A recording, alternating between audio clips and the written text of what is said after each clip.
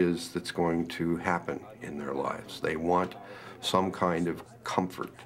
They want to know that there is something out there that makes sense of all of this. Perhaps no sense can be made of all of this scientifically. Perhaps chaos is right and it's impossible for anyone to know. That information, however, is not going to alleviate the longing in people to know what's going on. So they would go and see a psychic. Not all scientists totally dismiss the possibility of psychics. I paid a visit to physicist Ravi Ravindra, who seemed totally open to the possibility of psychic phenomena. In history of science, if you'd named 10 truly great scientists, I would be completely surprised if any of them were naysayers. I mean, they are completely open to totally miraculous happenings, and in fact are fascinated by precisely because things are weird, they are amazing, they are awe-inspiring. Of course, then they would try to see how they could make some sense of this, what kind of laws will explain all this. But not to sort of accept the possibility of something outside what is now normal is essentially not only unintelligent, it's just insane. Ravi inspired me to open my mind to the possibilities. So I went off to visit a woman whose son's life was spiraling out of control until a psychic named Edna predicted an amazing chain of events. You know, he was getting money off me there. My God, he's getting $200 and $400 every week for paying bills, and he wasn't paying bills. He was going putting them on the drugs and things. And I didn't know. Everybody knew but me. I was the last one to know. So I asked her, I said, yeah, I said, I want to ask you about my son, Wayne. I said, you know, I'll see what you can tell me on him. And she went right in and told me that, she told me all about him. She told me that, she didn't say he was in what he was in, but she told me that by the end of this year, this month, the end of this year, that everything would be fine, that Wayne would be settled down. He's going to meet this here woman. She was good for Wayne, she was strong. And she said, everything's going to go fine. They're even going to get married. And she said, this is all going to take place before the end of this year. And I couldn't believe that, I really couldn't.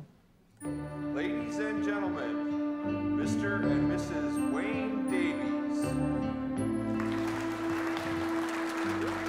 I had a bad back, and I was taking pain medication for it, and I was getting more depressed, and I started using it and abusing it, and getting in really deeper into a hole.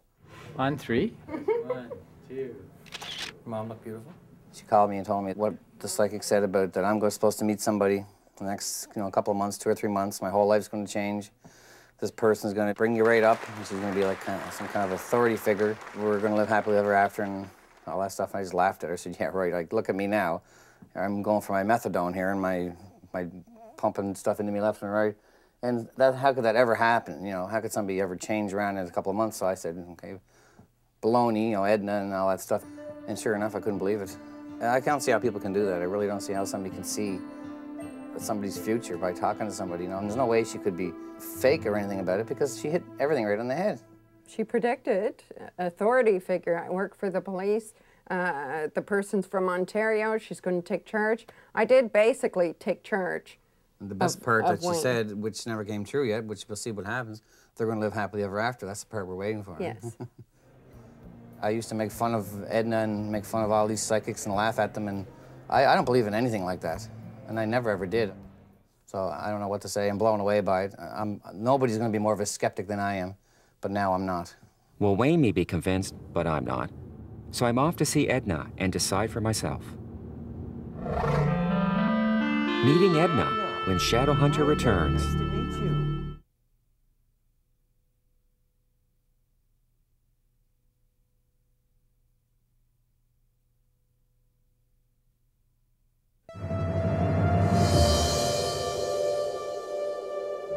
Left at the school.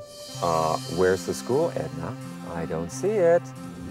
Maybe she's looking at her crystal ball right now, saying, there's that idiot that went down the wrong road. I told him. It'll be cool to meet her. She's supposed to be a sweet woman.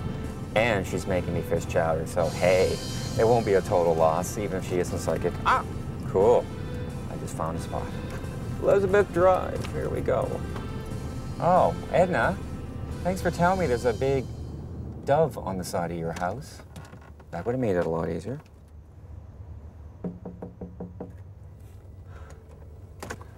Edna. Hello there. Hi there. Nice to meet Nice you. to meet you. Sorry I'm late. I got a little lost on the way in.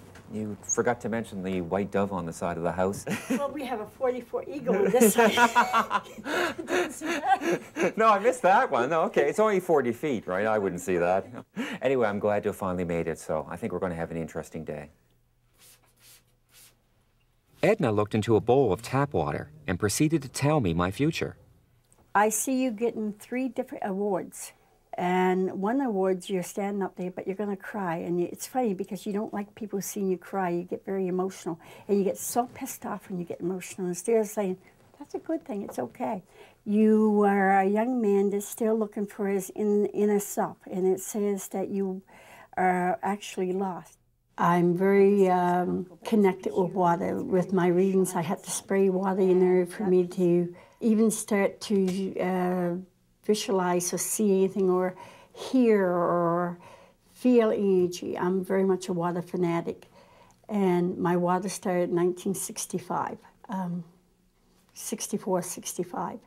And when it first happened, it really scared me because when I was around water, even if I was downstairs and somebody was having a shower upstairs, I would know exactly what's going to happen to the people that was having a shower and things, and especially the bad things I picked up on first.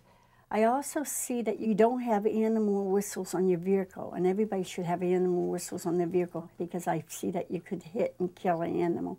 And to me, it looks like a very big one, so I would buy animal whistles. Now, you also have a very romantic side, and you have to be careful of jealousy. If you start to get jealous, what you should do is remember that you're the best, and if they go to the rest, they won't get the best.